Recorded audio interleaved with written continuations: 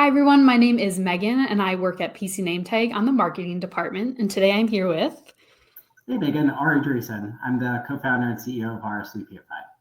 Wonderful. We have some exciting things that we're going to talk about today. We've been doing a lot of collaborations between PC Nametag and RSVPify on the state of the industry, and we're going to cover different things we're excited about within the industry, some challenges, and then some interesting findings that we found within our research that we did together. So I wanted to start off with some things that excite us about the industry. I think it'd be fun to start off on a positive note. So I can go first. I have a few things that came to mind when I thought of this question. The first one is I think event planners today are doing a really great job with event personalization at a scale. So attendees, really want that tailored experience. And it's been really exciting to me to see how event planners are getting more creative with personalized content, with personalizing networking experiences, and overall just really customizing the event journey based on different people's preferences. So I really like when I can look at an agenda and I can pick what applies to me and really make that experience about me and make it feel personal to me. Yeah, for sure. I actually have on my list here, that kind of pick your own adventure style when it comes to events. We're really seeing a lot of focus on that, both for internal events and external events, where you kind of give the audience a menu of things that interest them, let them choose what networking events they want to attend, what breakout sessions, even what keynote sessions that they are most interested in, and kind of seeing a lot of smaller groups rather than giant gatherings in one room, kind of seeing all of those break out.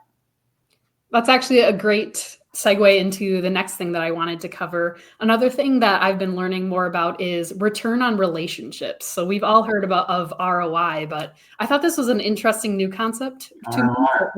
ROR. So as you were just mentioning, we're really thinking about the attendees' experience, what makes them feel different emotions when they're at the event, what makes the experiences that they have at the event memorable. So I like that we're kind of dealing more into, relationship building at events, having people meet one another, creating those connections, and, really emphasizing networking and community building.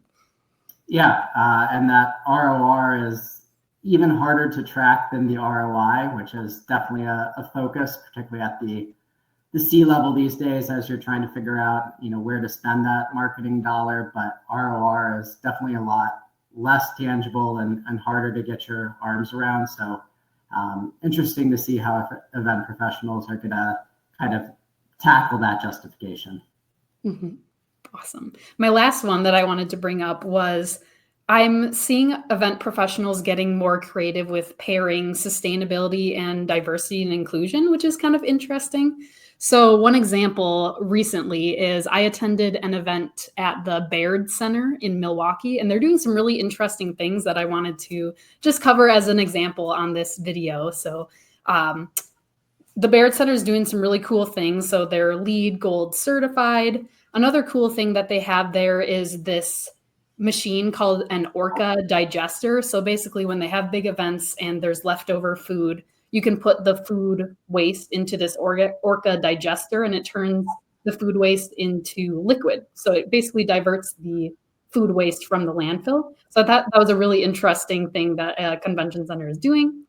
Another thing that's really cool that they're doing is using inclusive menu options. So for example, they make these homemade pretzels, and instead of using gluten flour, they just use gluten-free. It's like, no, let's just default to the option that everyone can eat, which I thought was cool. And then the last thing that I thought was really cool about the Baird Center is they have removable bathroom signs. So let's say you have an event that's going to be primarily women. They can actually take the bathroom signs off and convert it into women's restrooms, which I thought was kind of cool. I've never heard that with a convention center before. And another really cool thing is they have a wall that can come down and hide the urinals if you want to convert it. Meaghan, that was going to be my next question. What do you do about the urinals? Yeah, there's a wall that comes down to hide them, which, it doesn't sound, it can make a big difference. Innovative. So I think it's kind of cool. I like that convention centers are thinking outside the box with inclusive spaces, whether it's restrooms or sensory friendly rooms, rooms for nursing people. I think that'd be kind of cool. So that's one example of how I am seeing event planners partner with venues to make a great experience for attendees with sustainability and DE&I. Sure. Yeah, I think sustainability is an interesting one. It's always been there, and for us at least, it really depends on the client and what that client does. We just had a recent client, and this is actually in your guys' world, talking to us about our badge printing solutions on site and really wanting a sustainable option, but not just a sustainable option. They wanted a badge that could have recycled paper, but have seeds in it and be planted to grow a plant. And yeah, that's not something we do yet. I don't know if it's something PC Nametag does. We've also had people bring that up. We're not quite there yet, but I love the idea behind it. Yeah, so a lot of sustainability focus, certainly, but I don't think, dramatically different than years past. Great. Any other things that excite you about the industry? We've been, and this is kind of a COVID throwback. It was kind of always our POV that in a world where employees are remote and geographically dispersed, that there would be a lot more internal events, and that's really ringing true, I think, in every year. I don't think remote work is going anywhere, and companies, big and small, are turning to internal events in a specific geographic hotspot that it's easy for their employees to get to really bring them together, facilitate that team bond and human connection through internal events. Mm-hmm. I'm seeing more internal events, but also micro events. So maybe with budgets changing this year, that's a great option for bringing people together, maybe on a smaller scale, but you can still reach your event goals through a smaller scale event. Yeah, and definitely healthier for that ROI and ROR in a lot of those cases. Awesome. Well, I was wondering if we could also talk about some of the biggest challenges that we've seen in the event industry lately. So I think one of the biggest things that might come up this year is the pressure to do more with less budget. So budgets are changing. We are, still expected to meet those ROI for events, but there's also the pressure to do things bigger, better, even if the budget is a little bit different. And, so it's really coming down to tracking those metrics, making sure that we're proving the event's value to stakeholders. And one thing that we did recently at PC Nametag is we have a podcast called The Event Connection, and we did an episode about how to promote your event on a budget. So if you need any ideas, we have a whole episode on that. So definitely recommend checking it out. For sure.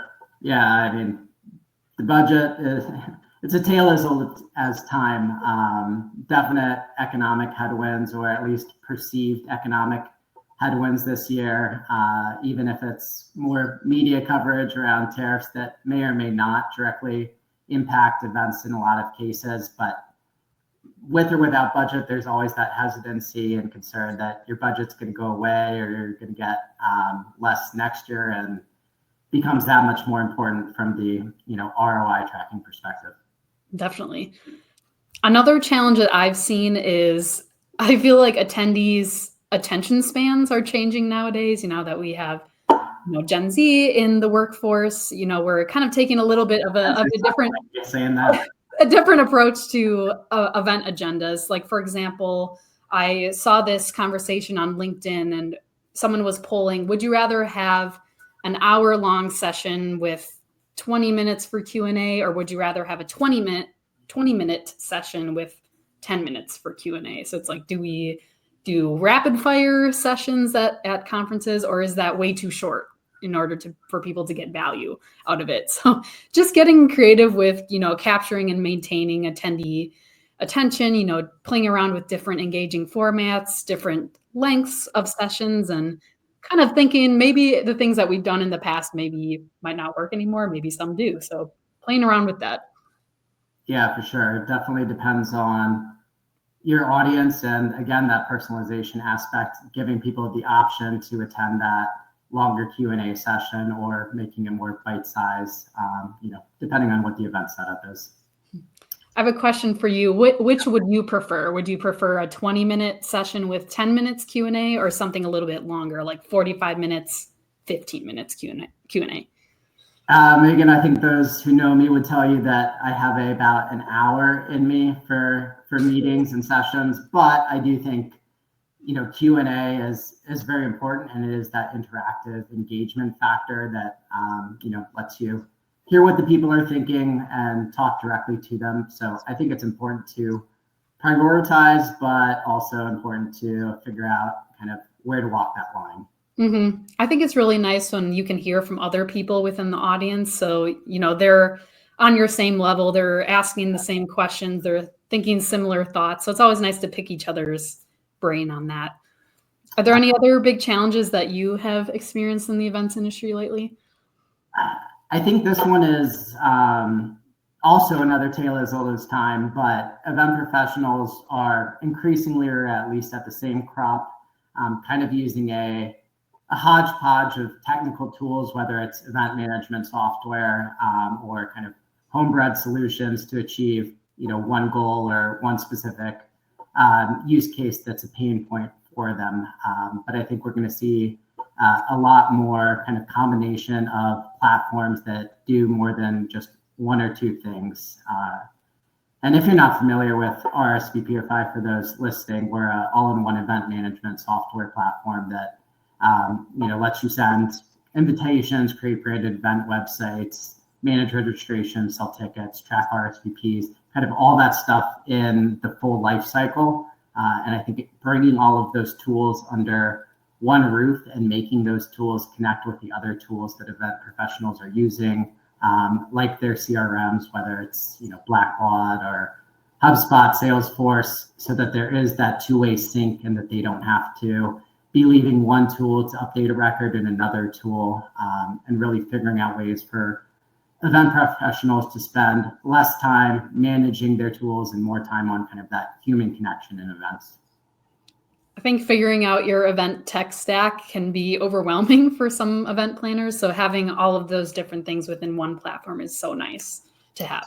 For sure. And also kind of eliminating that learning curve, or at least reducing it. So it's not, many event professionals don't need the Cadillac suite with all the tools where you have to talk to a team to make a tiny update to a typo on your event website. So democratizing that and bringing the ability to make quick changes into the hands of event professionals is really important. That was one challenge that I've heard from event planners, is that it's really important for them to have software that's easy to understand and easy to teach to your team. So it's always nice to have that user-friendly interface, which RSVPify does a great job with. Sure. All right. So this next portion of our video that we are going to do together is about our State of the Industry report. So if you aren't familiar, RSVPify and PC Nametag did a really cool research study together recently, and we asked event planners how they're feeling about different elements within the industry, what they're really looking forward to, what they're struggling with, how they feel about their career stability, how they feel about AI, how they feel about event sustainability, lots and lots of different topics. So I wanted to give some sneak peeks on some things that we learned within the State of the Industry report. And by the way, if you would like to read it yourself, we will link to that so you can get your own copy. So I think I'll go ahead and start. I thought it'd be interesting to go through some of the things that surprised us from our joint research that we did together. So I can kick us off. Sure. One portion of our research asked event professionals, what are they most concerned about with event registration, which is a hot topic for our planners, I have found. So here are the top 3 challenges that we found with event registration. The top challenge was accommodating last-minute registrants. The second one was printing event badges on site or on demand, which makes sense. Mm-hmm. And then 3, coordinating printing and organizing badges. So I can just go through each of those really quickly. The first one of those badges. I know it's a whole thing that we have to figure out, but luckily, people like PC Name Tag can help you make it easier. So accommodating last minute registrants, I know that's become a little more difficult in recent years. For example, we had an event that we worked with recently, and I think they said like 500 to 1,000 attendees were registering the week of the event. So that's very hard to make sure all these people have badges that have their names properly on them. And we'll talk a little bit about how to work with that. But that's one thing that we're contending with. Printing event badges on site or on demand. I know that's kind of popping up in popularity. Doesn't mean that there isn't a spot for pre-printed badges, but on-site badging is becoming a lot more popular. We're seeing at PC Name Tag, and then coordinating printing and organizing badges. That's always a hot topic, and making sure that your event registration table looks really nice. So some things that we can help with at PC Name Tag, if you're kind of curious about how other event planners are dealing with some of these event registration challenges, is to have an art-only badge. And I have an example here. So here's a mock badge where they have left this white space on the bottom. So if you have last minute changes or someone's name is spelled wrong, you can use a blank label maker and print that out and stick the label right on the badge. So you have a nice looking badge that you did right on site. Or RSVPify also allows kind of the print on site where you could stick on a badge or stick on the, let's call it name tag on a PC Name Tag badge. Great, awesome. I have another example. So this is our on-site event registration badge. So as you can see, it's a badge with a pocket on the front. So what you can do, this is an insert that I'm moving right here. You can print an insert on site and then you stick it right in the, here we go, got stuck there. Stick it right in the pocket. So if you want to, pre-print the artwork on the badge, you can just focus on printing the insert, sticking it in the pocket, and then you're good to go. Beautiful name badge too. Wonderful. What's one thing that surprised you in the State of the Industry report? I'd say honestly, the biggest thing that surprised me and maybe didn't surprise me at the same time is just kind of that growing optimism we're seeing among event professionals, where even a year ago, certainly 2 years ago, the sky was still falling. People weren't sure what was next for the event industry as a whole. Are there still going to be in-person events in the world was a question mark a few years ago. And to see, I think it was something like 60+% optimistic. I'm going to stay in this industry for my career. There's great opportunities for me. Is kind of the polar opposite of what we were hearing a few years ago. So it's really exciting to see people embracing the changes, but also realizing that the headwinds are no longer that strong and that there's a lot of future potential in what events are. Mm-hmm. I think event professionals really came out a lot stronger after the pandemic. So it's really exciting for me to see that a majority of the people that we had take the survey, for us, they are planning to stay in the events industry in their roles, or even upskilling and moving up the ladder in their role. So it's really exciting for me to also see that planners are really dedicated to making this work and getting through those headwinds. Yep, they have it a lot easier now. Mm-hmm. Hopefully we'll keep it that way. Another thing that surprised me in the State of the Industry report is that I think now there's a lot more conversation around event sustainability. So based on our research, it really seems that going green is something that you can use as a competitive advantage. So at PC Name Tag, we have a whole line of sustainable event badges that you can use. It can be, a biodegradable badge, a recyclable badge.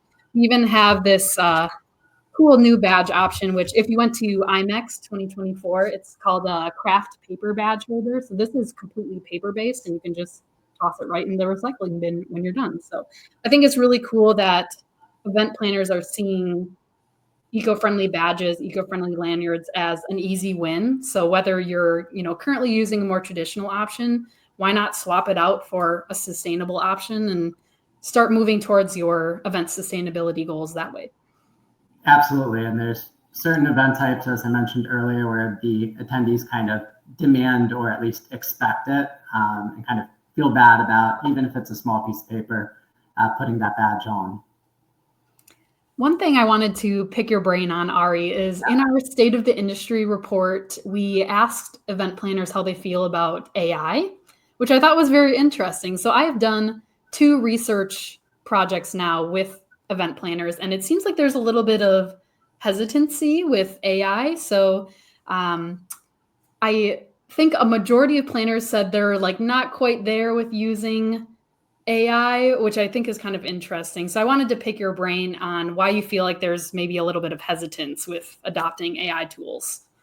Yeah, it's a great question. AI is the hot topic these days, and it's very much the early innings, particularly for the event industry and event profs in general. I don't think anybody's going to be surprised. No offense to event professionals, they're not always the first adopters of new technology, and I think part of that is their mantra, and very fair mantra, that events are human-centered, and the more we introduce and embrace technology, the less human-centered that becomes.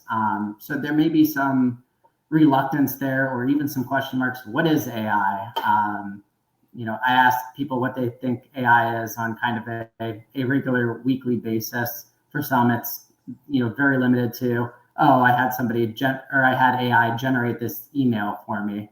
But I think for event professionals, AI is going to be much, much more than that. Yes, it will be generating emails for you, but it will be doing so in kind of the sphere of an event software. Again, a one-size solution that is maybe answering some of the more mundane questions that you've already answered before, kind of on an automatic basis, so that you as that event prof can have the opportunity to be more focused on the high value human to human interactions and executing your event and getting that ROR and ROI versus spending your time drafting mundane emails or answering the same travel logistics question 33 times. Mm-hmm.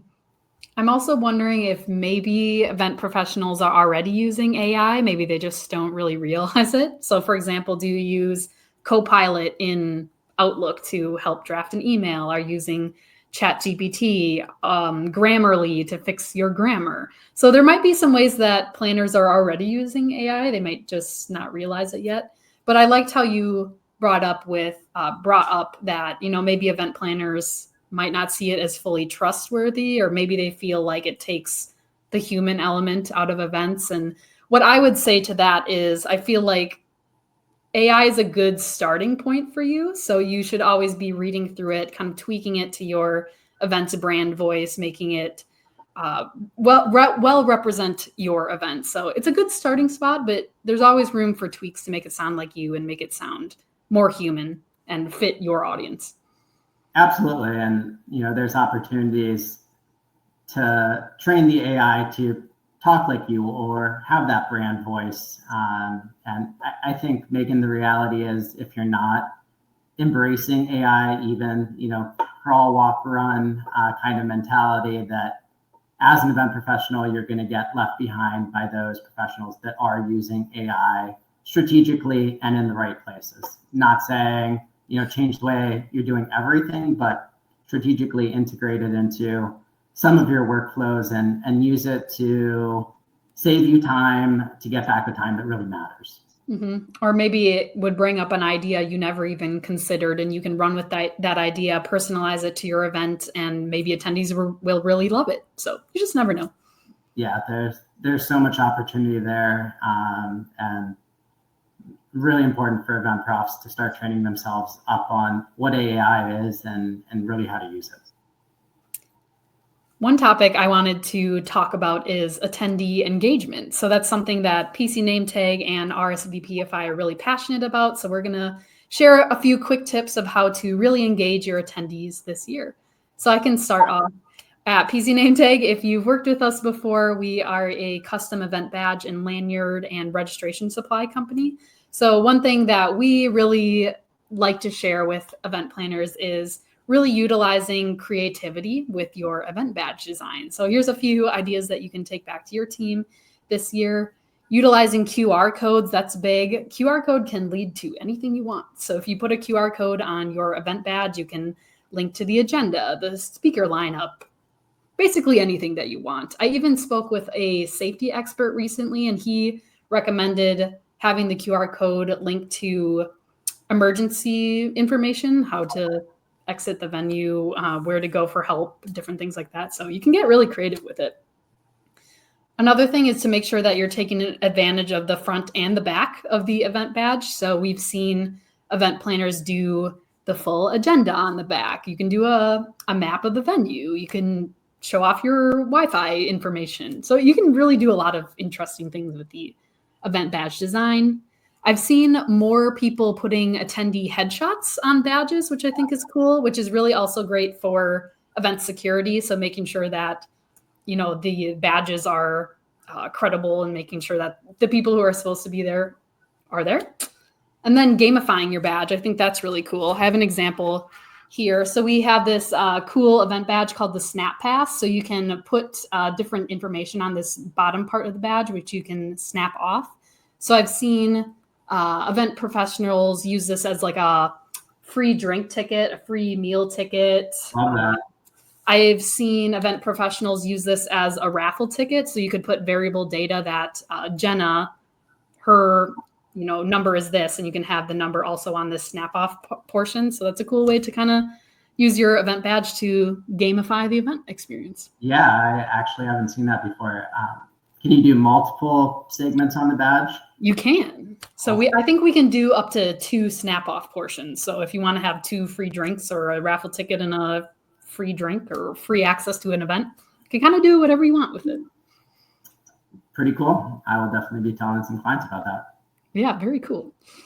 Another cool thing I wanted to share with engaging your attendees is to use badge ribbons as part of your networking activities. So here's a good example. Earlier this year, NACE, they did a conference where they had attendees, when they arrived at the event registration booth, they had them take a personality quiz, and then you got a result, and you got that badge ribbon for the bottom of your badge. And then what they had to do is they had to find people who also got that ribbon result. And I think they had like a list of flash activities they had to do, like take a selfie together, connect on social, and interview one another to get to know one another. So I think there's a lot of different ways you can use badge ribbons. They're really cheap. You can customize them to your event, whatever artwork you want, a fun saying, industry jargon, whatever you'd like on them. So I think that's a fun, cost-effective way to get attendees interacting with one another. For sure. Yeah, one of the things we're seeing on our side is a lot more kind of in-event content, where you're using maybe to our point earlier, maybe a shorter session to whet the appetite, if you will, of an attendee on a certain piece of content, and then giving them the opportunity to drill deeper and learn more through kind of asynchronous resources, whether it's an offline video that you can watch on your own time, getting a state of the events report through QR download after the session, even handing out swag with links to content kind of within that swag, whether it's a QR code in the bag or a probably not USB thumb drive. That's a couple years old these days, but probably a link to a downloadable resource. I really like that. And attendees like anything that's free. So if you can give them additional value through those different content types, it'll make the experience even more well-rounded for them. Absolutely. The last thing I wanted to bring up for engaging your attendees is using attendee feedback after your event. So your attendees want to tell you about their experience. They want to tell you what they really enjoyed, what they might think could have been a little bit better. So really leaning into that feedback and implementing it. So I've seen attendee or event professionals use surveys. So just ask, see if we can use that information to increase attendee satisfaction and make those helpful changes for next year. For sure. surveys after the event to know what people liked, didn't like. You're going to forget all that next year if you don't do it, even if you heard real-time feedback. We're also seeing a lot of folks kind of gamify that post-event experience. If you fill out this survey, we're going to send you a gift card, or if you fill out this survey, you get 20% off your registration for next year and access to this VIP breakout session or networking session. Mm-hmm. I think that's a great, easy way to make attendees feel appreciated as well. You're thinking about them. You want them to, have that nice freebie for giving their insight. So quick, easy win for attendee engagement. Absolutely. All right. So that's what we have for you all today. I wanted to end with a little overview of PC Nametag and RSVPify if you all are interested. So I can go ahead and start. So PC Nametag is a custom event registration supply company. So if you're looking for customized event badges, lanyards, badge ribbons, signage, table throws, on-site printing for your badges, that's what we primarily focus on at PC Nametag. Perfect. And yeah, like I mentioned earlier, RSVPify is a leading event management platform, anything from invitations all the way to check-in on site. I know we do work with PC Nametag with some of our clients, so you can take your guest list right from RSVPify, send it over to PC Nametag for pre-printed badges, and we also can partner on-site badging using one of our two solutions in that regard. So we host hundreds of thousands of events a year, anything from large conferences in Fortune 500 to smaller cross-country, brand activations, for example, as well as personal life events like weddings. So very unique vantage point that it gives us into the direction the event industry is heading.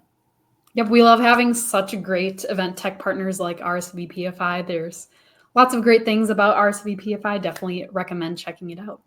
So if you all would like to get your own copy of the State of the Industry report that we were talking about today, we're going to link to that. You can go ahead and get your own copy.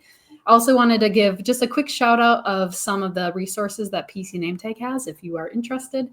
We have an educational blog called the Tag Talk blog. It's a educational blog and newsletter for event planners. We definitely love to have you as part of our community. So you can sign up for that if you're interested. And then we also have a new podcast that we are putting out as an organization. So that's called the Event Connection Podcast. So if you're someone who enjoys learning about events from a podcast perspective, we definitely recommend checking that out as well. We're on all the different podcast platforms. So whichever works for you, we're there. Yeah, I saw that on Spotify a couple days ago. Really cool stuff. One shameless promotion from me. If you want to try out RSVPify on a free 3-month basis, you can use the coupon code Event Connection at checkout for any of our premium plans, and we'll give you 3 months to try it out with any events you can host in that time. RSVPify also has an awesome blog, so I'd recommend checking that out as well. Make sure you follow PC Nametag and RSVPify on social media, wherever you prefer to get your social. Like, follow, comment.